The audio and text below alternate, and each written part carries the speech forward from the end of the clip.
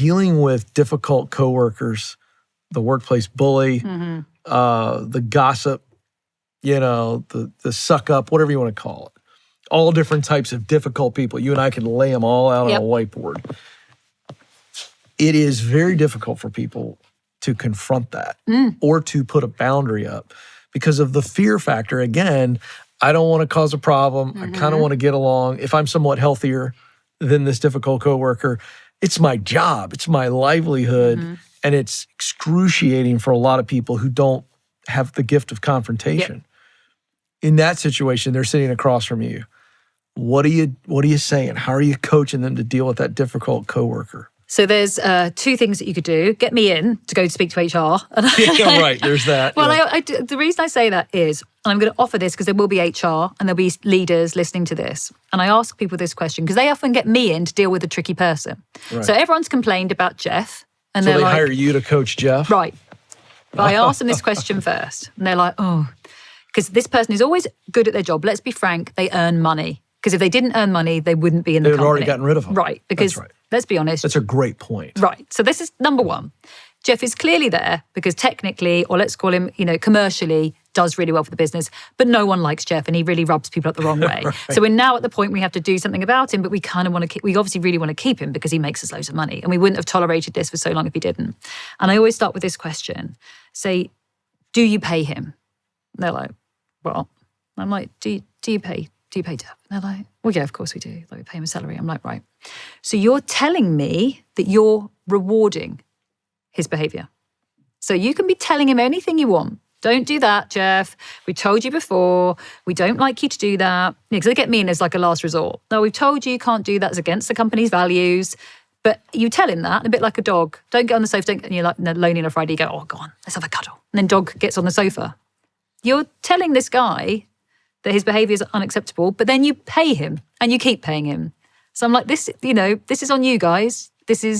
Do you mean what you're saying? Does this behavior actually need to change? And I will do my best with this person. Very, very generally speaking, I'm going to really generalize here. I get sent two types of people. One, a person that everyone loves, but they've been promoted to leader, as you say, and probably didn't want the job and they haven't got the leadership impact. So people aren't really following them, but they love them. Or the person that's unbelievably difficult that no one likes, but they want to keep in the business because they're making money, frankly. We need to find a way to work with them. Both of those people usually have a lot of insecurity, often the person that's difficult worse. So I am really happy to work with that person because typically we get through it. There's a lot of imposter syndrome, hence the defensiveness and other stuff. But that's one way of me framing it is if you're financially rewarding this person's behavior, you are part of the problem. Okay, that's one thing. And then for the person listening, the employee, if your company is actively and continually rewarding this kind of person, that may genuinely be a culture that is not aligned to you and you may find it a little bit tricky, maybe worth looking around. But if I'm working with that person and they have to get along with this coworker or the boss or whoever, there's a fantastic thing that Brené Brown talks about, which is you can only accept something that somebody gives you if you take it on. So you could be telling me that I'm not a very nice person or, poking at my shame or, telling someone that you took my client. If I take that on, I take it home, I take it to heart, then I'm accepting it, okay? It's like if you gave me a really horrible thing to hold or something smelly or yucky or something like that. I don't have to accept it.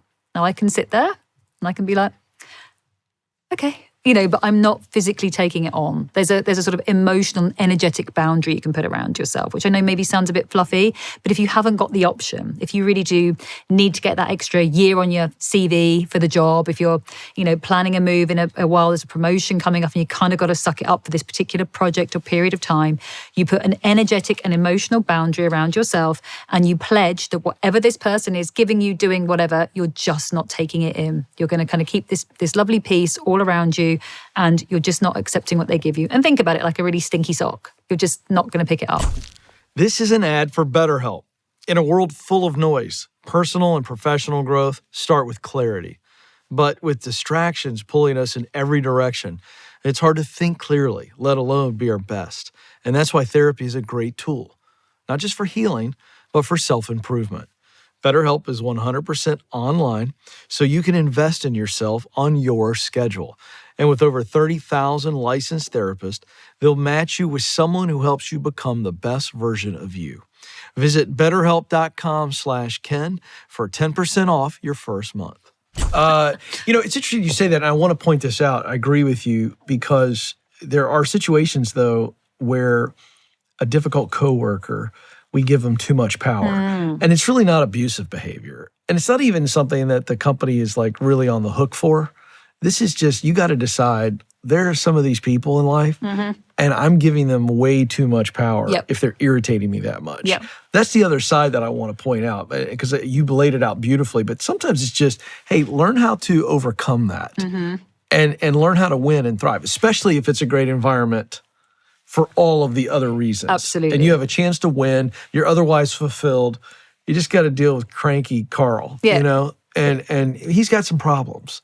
And I would say this for leadership too, because one of the things, my previous show, I've coached people on the air and they were unhappy at work. And I can't tell you how many times people would call and say, Ken, help me. I'm at my wit's end because my leader is difficult. And as I began to dig and ask questions, as coaches do, you would find that the leader is not a bad person. They just got a little junk going on and they're probably a bad leader, but that's not their fault. They weren't trained. And I think sometimes we go to the exit ramp a little too quickly. I'm curious if you agree or disagree with that or have a different take on that as a coach, because I'm always trying to find the balance between I've done everything I can do and now it's time to move on because it's clear. Or, wait a second, I can make the situation way better, controlling what I can control. What are your thoughts on that? I love what you've said there. And it's reminded me of this beautiful coaching tool called the dream behind the complaint. Life hack. You can use it in your romantic relationships as well. I like it's this. Great Say that again, the dream? The dream behind the complaint. Okay. So let's think at work, cranky Carl, right? And I'm like, oh, I just wish he'd stop getting at me or whatever it might be. Now, that is the complaint, is the surface level. But what's my dream behind it? What's the longing that I have behind that? Is it that I want a closer relationship with Carl? Is it that I want more distance from him? Is it that we used to have a good working relationship and things have disintegrated? You know, dig into what is the longing behind it. And the same at home, right? You know, there's I never see you. You're always out of work. Now that is the complaint. Like, you're always busy. What's the dream behind it? I feel unimportant. I want us to have connection again. So if we dig into what the dream is behind the complaint, it's going to give us some good information, which maybe gives you your next move. If it's that the dream is just to be peaceful and away from this guy, well, that's one thing, you know. But if it's that we lost connection, I don't feel connected to my coworkers, there's less joy in my working day, that is an inquiry for you to take forward and take some responsibility around how you can cultivate that more into your life. But also, if the person is cranky, like Carl, I wonder what his dream is behind the complaint. Yeah. Now, if it's toxic, yes. We can't have that kind of behavior. But actually, if you remove that negative voice from the system, if the role is needed, someone else will take it on. It's amazing.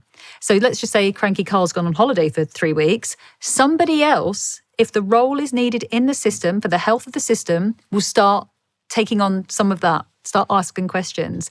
I often use the example of like social secretary, someone who's like, it's Friday, like when are we going for drinks? If they're away and if that role is needed in the system, someone else will step in. That's interesting. You're exactly right on that. Thanks.